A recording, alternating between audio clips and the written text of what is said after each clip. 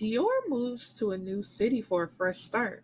After losing her mom at a young age and dealing with the scars left behind, she struggles with more than skin deep insecurities. Enzo is rebuilding his life after being released from prison. As a successful business owner, he's ready to settle down and start something real. When he and Dior collide, the two instantly feel a spark. But Enzo doesn't realize that Dior is more damaged than what meets the eye. Will he be able to help her out of her shell and show her what real love looks like? Dakota and Sawyer have been on and off for a while now. While Sawyer is sure Dakota is where he wants to be, she holds doubt. He doesn't know how to set boundaries with his child's mother, and it causes issues with his present relationship. When he's threatened with the loss of Dakota for good, Sawyer realizes it's time to make some changes. The only issue is, it may be too late. Join these two couples on a journey of imperfect love and see how the ride plays out in the end. Hello, my beautiful people, and welcome back to my podcast. And the book of this week is Imperfect Love by Tay Monet. Now, what's Drunken Love? Because I have, I believe, two more books in my library by her. And I really enjoyed Drunken Love, so we're back for another one. This one was short and sweet and kind of to the point. I really enjoyed it. So we have a young lady by the name of Dior. Um, she was living with her mother, but her mother struggled with depression. And one day there's a fire in the house, and Dior tries to save not only herself but her mother, but it's too late, and she ends up with, what is it, third degree burns, where the majority, well, her arms and like her upper body scars remain. So she's always wearing long sleeve t-shirts, jackets over all of her clothes. Like, she does not let her skin show. So she moves to a new city. She actually moves with her father, which, that relationship. Okay. A moment of honesty for myself, because I know a lot of people may not agree with me. But the story was, Dior's mother was in love with her father. Like, she loved that man something serious. Now, she, like, they had sex, she became pregnant. Because, of course, it's not just the mother's fault. That was both of their quote unquote mistake. So she is excited about the baby, thinking that's going to make the father want to be with her and take care of the baby. But he told her, like, I don't want a child. Like, I'm not going to help you with this at all. And she had the baby anyway, thinking, like, no, he's going to change his mind. He's going to be a father to her. And it never happened. And the Dior's mother spiraled into a depression where she wasn't even taking care of Dior, but Dior loved her mother. And I, she was cooking food, and I think she like overdosed on medication. So with her overdosing on medication and Dior not even knowing that her mom was cooking something, that's what started the fire and created that unfortunate event. So she stayed, like, after she gets out of the hospital, she goes to stay with her father, and their relationship is not a good one because he doesn't know how to interact with her, first of all, and it goes back to the point of him never wanting children. And it's like, you cannot blame that man for that, or any person. That's my whole thing. I'm like, especially like when we get to talking about diversion, abortion, and people's rights, it's just like, I'm on the side of both. Like, if people don't want children and don't want to take care of them, nobody should be forced to. Because I get the argument, like, I didn't lay down and make this baby by myself. And it's like, you're absolutely right. But I'm also telling you, I don't want to take care of it. So if you choose to have that baby and try to force that on me, you're not doing anything but hurting not only yourself, but also that child. Because then you bring up a child with emotional damage of, my father never loved me, they never wanted me. And it's like, yeah, but your mother knew that from the start, and she cannot force the father to be a father, or however the person choose to identify, because I want to be correct in when I say that. So, and it's just like, if a woman gets pregnant, she should not be forced to keep a baby that she does not want under any circumstances, because I'm not just going to the extreme. It could be just, oh shit, I did not mean to get pregnant and I do not want this baby, and it is my choice to get rid of it, period. Like, so, and it's like, as soon as she could, she moved away from the father. It's like they barely talk on the phone. Like, there's no type of relationship, or when they do talk, it's just mad awkward. So she moves with her cousin Dakota, and they're like real close. And she's looking for a job. Dior is, I'm sorry. Dakota already has a job. And Dakota has a little boo. So like one day she takes her with her on a ride, like, I'm about to go get this weed right quick. Just stay in the car and I'll be right back. Now the person I want to call her Dior, Dakota is copping weed from, his name is Sawyer, and that's her little boo thing. They've been off and on for a long time. They do this back and forth thing of being on, being off. But they're never officially on because Dakota doesn't trust Sawyer.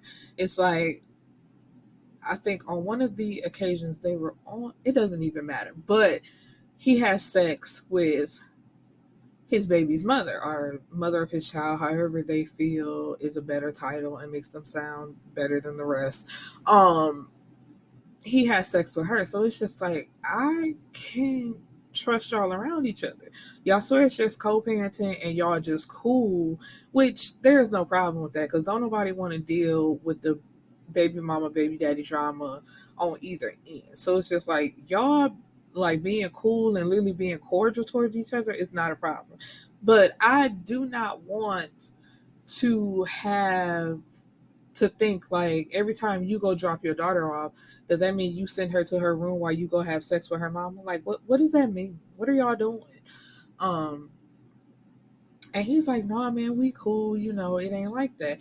So, but she gets the weed, I think, and they have sex, and she comes out and just like, man, no, they didn't have sex. She just got the weed and left, because it's like, I'm not messing with you like that no more. But while Dior is waiting in the car, she see this fine nigga walk past. I was like, oh, who was that? And come to find out, it's Enzo. Enzo is Sawyer's brother who just got out of prison. And, he's looking to open up his business and just live a quiet little life. He's like, I ain't trying to do that shit no more. I'm good. But they do have information on who snitched on him to send him to jail in the first place, or prison, I should say, because those are two different things. And it's like, we gonna handle that. Then after that, done. So it's Sawyer's birthday, and Dakota and Dior show up to the party, and Dior was walking around because Dakota had disappeared with Sawyer. And she happened to bump into Enzo, who spilled her drink on her. So she has on this like pretty dress that now has a red stain all over it. Meanwhile, Dakota upstairs getting her back blown out by the birthday boy. And they have this conversation again of, man, when you gonna stop playing? You know what it is between us. And Dakota really just not feeling. She's like, I cannot trust you. I just can't go there with you. And of course, when they get back downstairs, his baby mama shows up, and she comes up and gives him a hug, and they all smiles. And what should seem like just a normal greeting, Dakota is like, see, that right there, can't do it. So the two ladies leave, and Enzo and Dior, like, they keep bumping into each other, having interactions. And anytime they start to get close, though, or Enzo like rubs up on her, she pulls back because she doesn't want him to see her scars or know anything about her scars. And so she shows up to his business, to interview. And of course, automatically, she got the job, no question. It really wasn't even an interview. He like, you know how to do this? Let me show you how to work this. Boom, bam. You got the job. Um, so she likes to skate, so he went skating with her.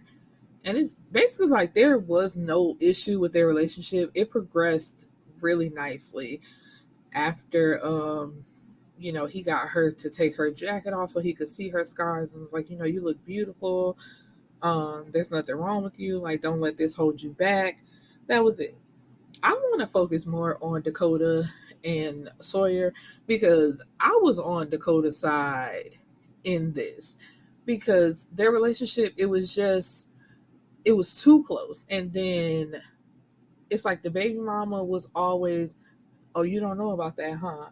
Oh, you remember when we used to, I used to have you like, boy, but those days are over, right? And it's just like, you doing that in my face, I'm liable to fight both of y'all. I'm fighting you for disrespecting me, and nigga, you just sitting here letting her do that shit. I'm beating your ass. Like, I'm gonna beat your ass first, and then I'm gonna go to her second, because I want you to know that it's not about her, it's about you. But the fact that she feel like she can play in my face, I'm beating her ass too. Because it's just, she kept saying shit like that, like, oh, we have this connection you'll never have. Like, we not together, but I know him. You don't know him like I know him. It's always the vibe the baby mama was giving off. And then always trying to make Dakota seem as if she was the problem. Like, she upset about that?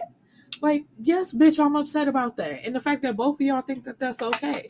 And because niggas don't understand anything until it's done to them, we have Dakota's best friend who is in the service, and he pops up and they hanging out, and she brings Sawyer along, and he see them like laughing and having inside jokes, and he don't like that shit. And he just swear up and down this nigga trying to fuck his bitch, because of course that's how men see all men. It's just like, even I feel like even if it wasn't the baby daddy baby mama drama in Dakota's eyes, he would still look at it like that. Like, why are you so close to my woman? Because of course a man and a woman can't be friends. They have to be fucking. So he felt some type of way. He was not with that. So he's like big mad, like, you fucked this nigga before? Like, why all of a sudden y'all so close? I ain't never heard about this nigga a day in my life. But now all of a sudden you got best friends that just pop up out of nowhere. Like, so now you playing in my face. And she's like, I'm actually not. Like, this is really my friend. We ain't never did nothing like that. Like, so you need to relax. And so at some point, though, Sawyer, like, they break it off. Well, Dakota breaks it off because she's like, I'm no longer doing this with you. And I don't feel like I have to or that I should. So she breaks it off with him, and he finally sees what she's been talking about. And literally everybody in his family, like his parents and Enzo, had to tell him, yeah, like, I'm literally surprised y'all lasted this long, because you always let that little girl feel like she has one up over your girlfriend. So yeah, that was bound to blow up in your face. And their mom tells him, I never liked the little girl anyway. Like, and that's a known fact. Like, I take that back. Well, they were cool at one point, but then something happened which the baby mother and their mom never discuss. They just always barely talk to each other and won't say anything about what's going on. But come to find out in the end, because Sawyer and Dakota, like, they get back together, and it finally breaks that the mom found out at some point the baby mama was questioning whether or not that was Sawyer's daughter was actually his daughter, and it's a possibility it could have been somebody else's. But I guess, of course, they got the test done and it's his daughter, but it was a fact that it could have been somebody else's child.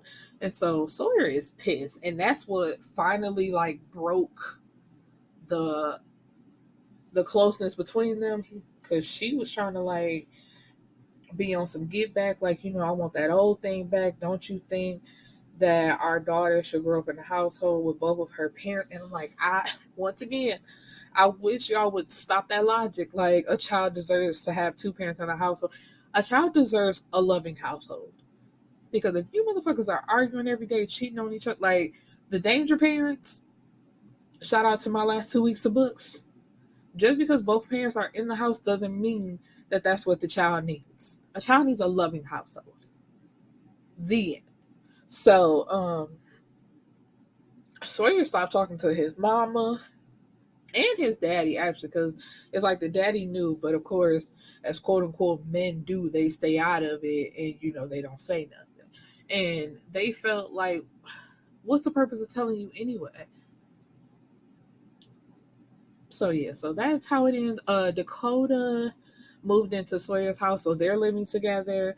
But Dior is still living in Dakota's house, which her and Enzo are very much in love, and they're taking it slow and just seeing where this goes. Because it's like they only known each other a couple months. It's way too early to be moving in, so we're not doing all that.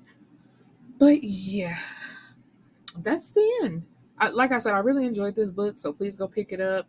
Please read many other books by Tay Monet. I really enjoy her style of writing and her books. And that's all I got for you, my beautiful people. So peace and blessings. See you next week.